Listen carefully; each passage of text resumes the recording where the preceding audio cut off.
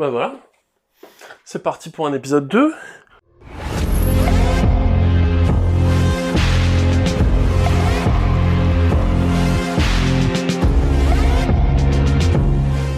Yo tout le monde, c'est Mediavore, j'espère que vous allez bien, moi ça va super, on se retrouve aujourd'hui pour l'épisode 2 de ma médiathèque. Le concept de ma médiathèque, donc c'est de vous présenter les Blu-ray et les DVD de ma bibliothèque qui se trouve donc derrière moi. On avait parlé de pas mal de films comme Volcano, comme Time Out, comme des films comme ça qui ont vraiment bercé mon enfance, également comme par exemple Die Hard 2 également. Aujourd'hui, on va changer un petit peu de délire, on va pas parler de DVD, on va parler de Blu-ray parce que j'ai choisi une petite sélection de Blu-ray. J'espère que vous allez kiffer, et on commence tout de suite par le premier. On va parler donc de Mars Attack, premier film de la liste Mars Attack, avec Jack Nicholson, Glenn Close, Annette Bening, Pierce Brosnan, Danny DeVito. Je suis obligé de lire la jaquette parce que sinon, c'est trop compliqué parce que je me rappelle plus. Il y a aussi Sarah Jessica Parker ici, pas con. C'est l'histoire donc de des Martiens. C'est un film pardon de Danny Elfman aussi, je l'ai pas dit. De Tim Burton pardon, c'est un film de Tim Burton et bande son de Danny Elfman. C'est donc l'histoire des Martiens qui attaquent la Terre et qui au début se font passer un peu pour des gentils et qui vont finir par défoncer tout le monde. Ils vont faire des expériences, tout ça. C'est un film qui se veut très humoristique et en même temps très sombre. C'est sorti, je crois, 1 an après Independence Day de Roland Emmerich. Là où Independence Day est vachement action, vachement, on va dire, sérieux, là le film se prend un peu plus à la déconnade. Ça reste un film humoristique, mais c'est pas un film humoristique.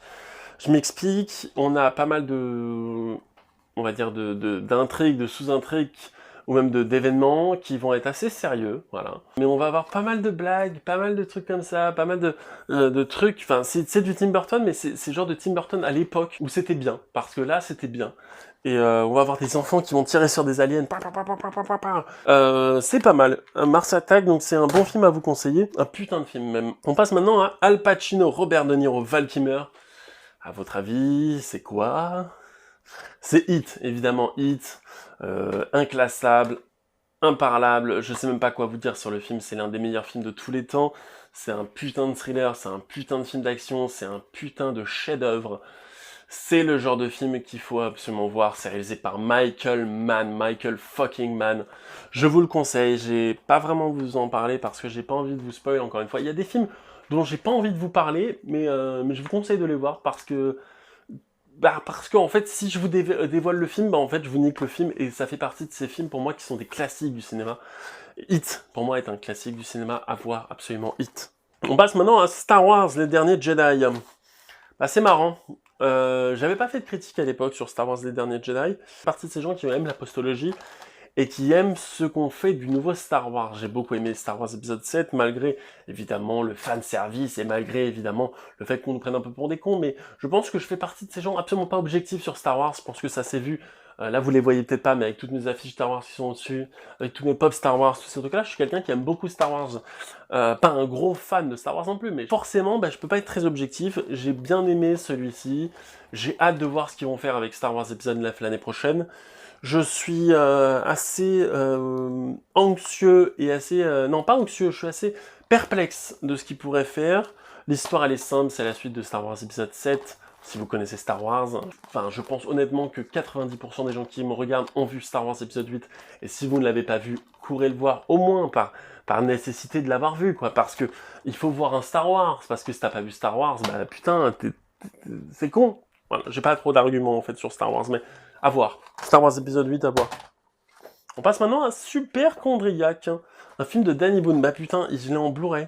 Avec Caméra, Danny Boone et Alice Paul. Putain, j'avais bien aimé de Superchondriac. C'est l'histoire d'un mec qui est hypochondriac, c'est ça exactement. Il va y avoir une espèce de truc d'amitié entre Danny Boone et Caméra. Ils vont partir à l'étranger, ils vont être enfermés dans une prison à un moment donné. Peut-être que je confonds de film.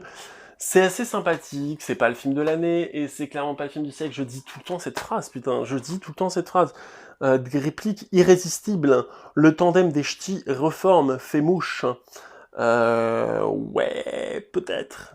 Peut-être, c'est des répliques irrésistibles. C'est tellement irrésistible que je m'en rappelle pas de grand-chose. T'avais bienvenue chez Ch'ti, rien n'a déclaré, t'as vu Superchondriac, quoi. Top Cops, avec Tracy Morgan et Bruce Willis. Le film, un petit peu, j'ai dû l'acheter 2€ dans une brocante, un truc comme ça. Voilà, c'est marqué 1,99 dans une brocante. C'est sympathique, c'est... un film d'action avec Bruce Willis, un film nanar d'action avec Bruce Willis, encore un film d'action avec Bruce Willis. Bruce Willis, pour moi, est tombé dans les travers de ces acteurs qui ne font que des nanars maintenant. Et c'est un nanar, c'est de la merde. Non, soyons honnêtes, c'est de la merde. Mais c'est de la merde que j'aime bien. Voilà, donc voilà, on va passer. Ready Player One. Ready Player One, donc, qui est réalisé par Steven Spielberg. Ça raconte l'histoire de toute la réalité virtuelle, toute l'évolution des jeux vidéo, de la réalité virtuelle, de tout ce qui pourrait se passer.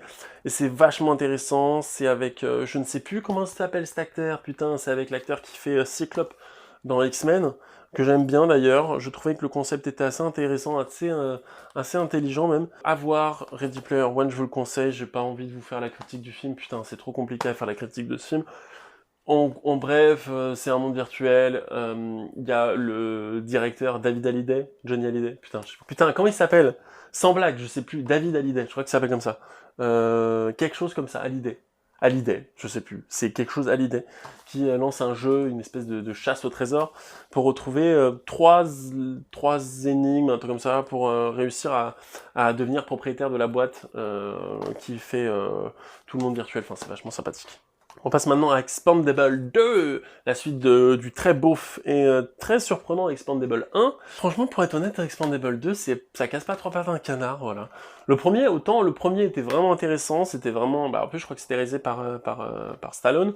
Je sais pas si le deuxième est réalisé par Stallone, ou alors si c'est le contraire, je sais qu'il y en a certains qui sont réalisés par Stallone, je sais pas si les trois, la trilogie est réalisée par lui. C'était vraiment pas mal, on avait Bruce Willis, on avait Statham, je crois que c'est dans le 2, on a Chuck Norris, ou dans le 3, on a Chuck Norris peut-être. Et franchement, ah ouais, on a Stallone, Statham, Jet Li, Dolph Lundgren, Chuck Norris, Terry Crews, Jeff Couture, Chris Hemsworth, ou Liam Hemsworth, je sais pas, Jean-Claude Van Damme, Bruce Willis et Arnold Schwarzenegger.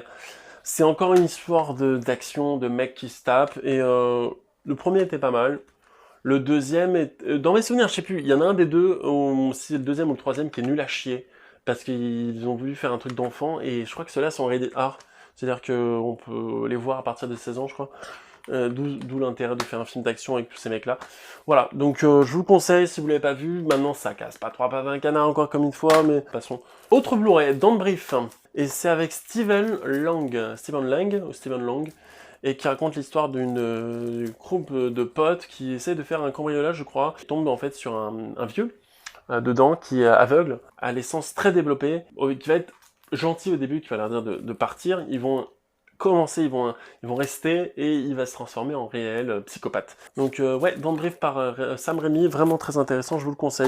Men in Black Trilogy, là à l'ère où on a Men in Black International qui est sorti il y a quelques temps, on a donc la trilogie Men in Black 1, 2 et 3, j'ai bien aimé le premier, j'ai bien aimé le deuxième, même si on avait énormément de faux raccords, et le troisième, je dois dire que voilà. Accordons-nous sur un désaccord, j'ai envie de dire. Bon, l'histoire elle est simple, hein, c'est des extraterrestres, tout ça. Voilà. Je pense que tout le monde sur cette planète a vu Men in Black. Hein, peut-être sur une autre planète, je sais pas, hein, on est con. On va résumer vite fait, parce qu'il y en a deux. Ça fait partie de mes deux films préférés actuellement. C'est tellement drôle, tellement jouissif, tellement mignon, et tellement cute, et tellement, gentil et bien foutu, bien réalisé. C'est anglais. C'est l'histoire de l'ours Paddington qui arrive à Londres, qui se fait des potes, qui se fait surtout une famille.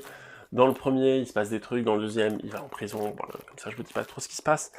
Et c'est pas mal du tout, en fait. Franchement, honnêtement, l'une des meilleures adaptations de bande dessinée que j'ai vues de ma vie.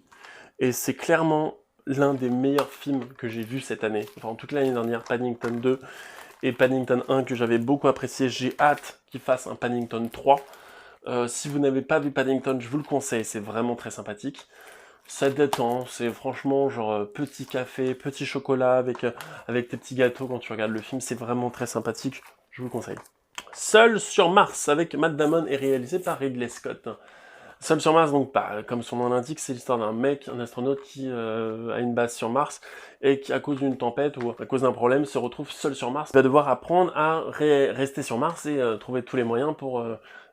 pour lui, il est abandonné sur Mars et derrière, il y a une équipe de gens qui font tout pour le ramener, mais ils peuvent pas communiquer, c'est très, très compliqué, il n'y a pas de... Enfin voilà, c'est très sympathique, très perturbant Ça dure 2h21, putain. 2h21 de pure adrénaline. Bah ouais, putain, je suis d'accord. 2h21 de pure adrénaline, je vous le conseille. Seul sur Mars avec Matt Damon. Un putain de film. On passe sur... Oh là là, wow, pour finir, War of the Planet of the Apes. Planète des singes, suprématie. Putain, celui-là. Alors celui-là, franchement, avec Woody Harrelson, et qui est donc... Andy Serkis, exactement, putain, comment ce nom a pu m'échapper. C'est vraiment très bien foutu, très bien réalisé, très bien... Oh putain, j'ai plus d'adjectifs pour décrire à quel point ce film est cool.